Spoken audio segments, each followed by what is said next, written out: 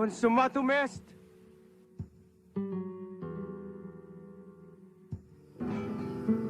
Minsan daw, mayroon isang batang gamo-gamo na naakit sa liwanag ng apoy. Maski anong paalala ng kanyang ina na huwag siyang lalapit sa apoy, ay lapit pa rin siya ng lapit. Gustong-gusto niya ang liwanag ng apoy. Kaya sinuway niya ang piling ng kanyang ina. Lumipad siya ng lumipad, palibot sa apoy. Palapit ng palapit sa apoy. Hanggang sa magliyab ang pakpak niya. At tuluyan siyang mamatay.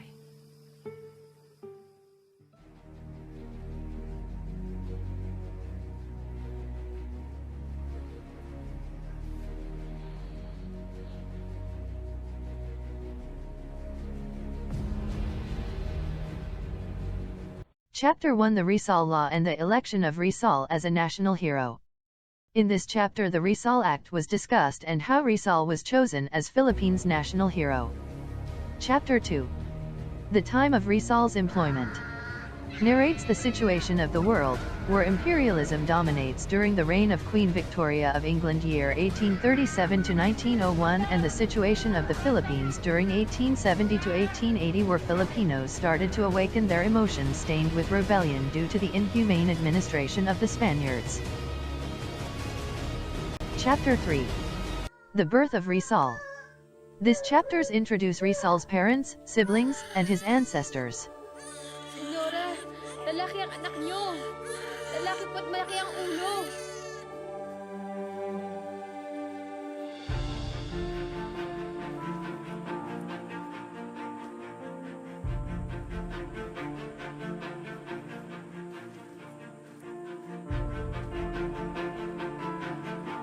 Chapter 4: Rizal's First Studies. This chapter tells Rizal's childhood, his first study in Laguna, how he spent his childhood in Binion. The Gomberza, the 3 Filipino Catholic priests and the detention of Doña Teodora. Chapter 5: The Study and Life of Rizal. This chapter discussed how he forged his wisdom in Manila. His first and second years at the Ateneo year 1872 to 1874. And his study of medicine at the University of Santo Tomas. Chapter 6: The First Journey to Europe, Education, Adventure, and Relationship. Rizal's journey from Manila to Barcelona. In Madrid, year 1882 to 1884, his learning and communication. In Paris, year 1885 to 1886, his specialization in eye medicine. In Germany, year 1886 to 1887, his scientific works, art and academic. Chapter 7: The Return to the Philippines and the Propaganda Movement. His return to the Philippines. How he resolved the agrarian problem in Calamba, and the propaganda movement and life in London and Paris. Chapter 8: The Second Journey to Foreign Lands and Reflection in Nationalism. From Manila to London. In London, year 1888 to 1889, annotation of Sucesos de las Islas Philippines. In Paris, 1889, patriotic letters and works. In Brussels, 1890, other writing and patriotic aspirations. Madrid, 1890 to 1891, striking failure, intensifying apprehension. Biarritz and Brussels, 1891, realization of the second novel. Hong Kong, 1891 to 1892, eye physician, where he was also renowned as people's physician. Chapter 9: His return in the Philippines and his life at Dapitan.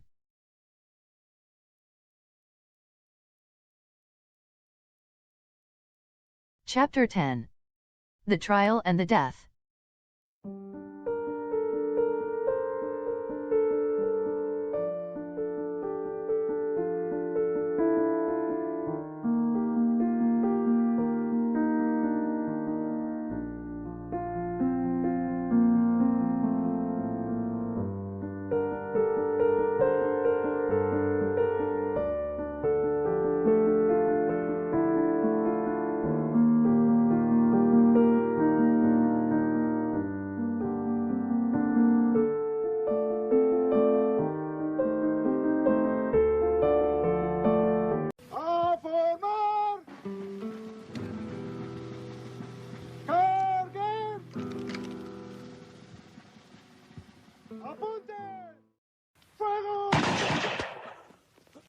Consumatum est!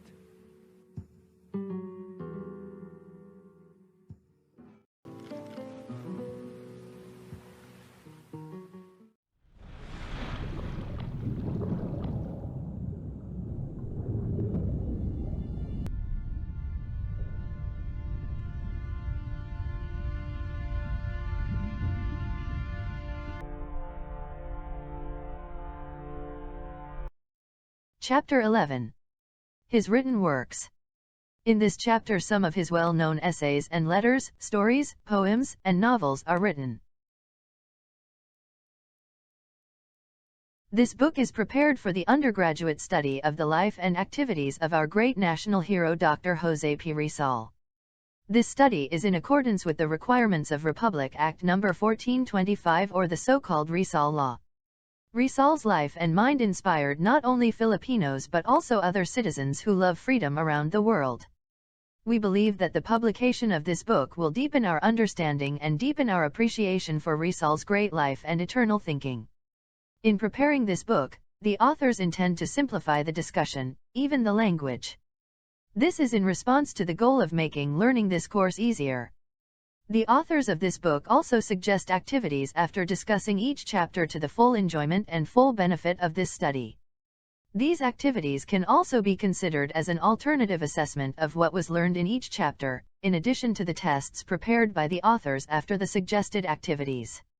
It is true that the use of the Filipino language is more effective than the English language if the sole purpose is to spread patriotic feelings. Because of this, we as Filipinos deserve the discussions in this book and include the Filipino translation of Rizal's works. The authors do not claim the originality of the content of this book. The authors admit that this book is the product of research by a large number of writers and researchers who have previously published a book or literature about Rizal. The author, as well as its publisher, is indebted to all the writers and researchers who source the data and information, as well as the ideas and inspiration, the printing of this book. With the help of this book and the enthusiastic class teacher, learning is expected. Rizal in college will be very useful, enjoyable, and will leave a lifelong imprint on the minds and emotions of us, young Filipino people whom Rizal considers the hope of our country. Long live the Filipino people! Ang panahon ng patriarka sa Pilipinas ay patapos na. Walang abot kapag nakahiga.